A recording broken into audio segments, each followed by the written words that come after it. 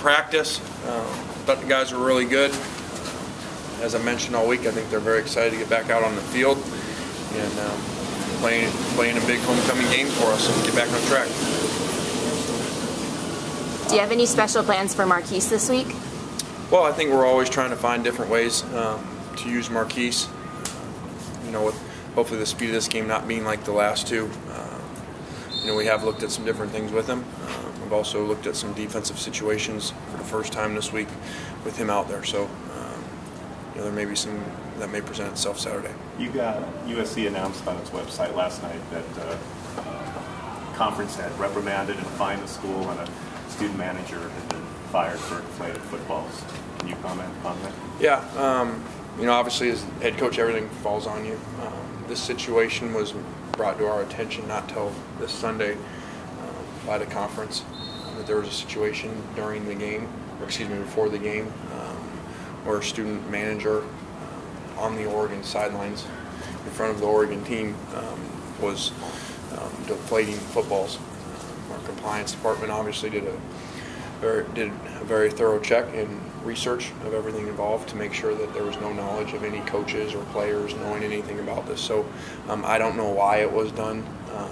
What I've been told by the conference is they fixed a number of the balls prior to kickoff. So I guess we were playing with some deflated balls and some non-deflated balls, which I think kind of says more for Matt's performance, that he was playing with two different types of balls, and then I guess by the second half they were all the same. So that's all I got, I guess. Did you speak to that? Did you speak to that student manager, and what was the explanation given you? Yeah, for obvious reasons, I did not.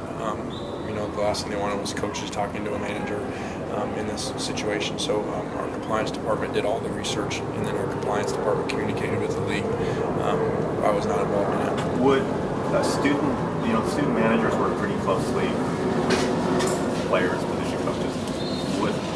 Have you ever sort of situation, would a student manager do this without being told to do it? Yeah, I guess so in this situation. That's what the compliance department, after their research, came back and said that that's what happened. They don't know why he did. Matt was questioning this as well, obviously. He had no knowledge of this at all. There have been a series of situations this season, the jerseys, and just some different things. How do you think this reflects on the program and on you? Well, I think it's not positive. Unfortunately, we have a situation that we should have somehow found a way. For all the conspiracy theories that'll think that we were behind this, I don't think if we were trying to deflate balls, we'd be directing a student manager on the Oregon sideline right in front of them to be deflating balls and playing with some deflated and some non-deflated balls. And I'm sure if we knew that, our kickers wouldn't be very happy with that either, because no kicker's ever going to want a deflated ball. What was the reaction? What was your reaction when the information came to you? Yeah, I was just disappointed because it was just a distraction. It was a distraction that nobody here knew about. Had no effect on the game. If anything, it would have a negative effect to be throwing two different types of balls for a quarterback. So I was just disappointed because it was just a distraction that we didn't need. But the presumption was, he tried to have all five different balls. There would be more. If you had all the balls, the same level of deflation, do you think that would provide some sort of advantage to anybody? I don't think so. I don't know. I don't think our quarterback would want that. When asking him, he didn't know anything about it. Like that. I don't think they would even know the difference. Which of your coaches is in charge of the manager? We don't have a coach in charge of the manager. How do they get? How do they get selected? Through our equipment department. Can you see where people might say, I can't imagine a college kid doing this, having the guts to do this without one of a coach telling them? Yeah, I can totally see that. That's exactly what I said to our compliance department too. And that's why it was just frustrating. It was just very frustrating for a distraction like this, with no one, none of the players or the coaches being involved in that. Does the refs check the balls before each half? Is that how that works? I have been told that some refs check the balls prior to the game. Some don't. That's what I've been told.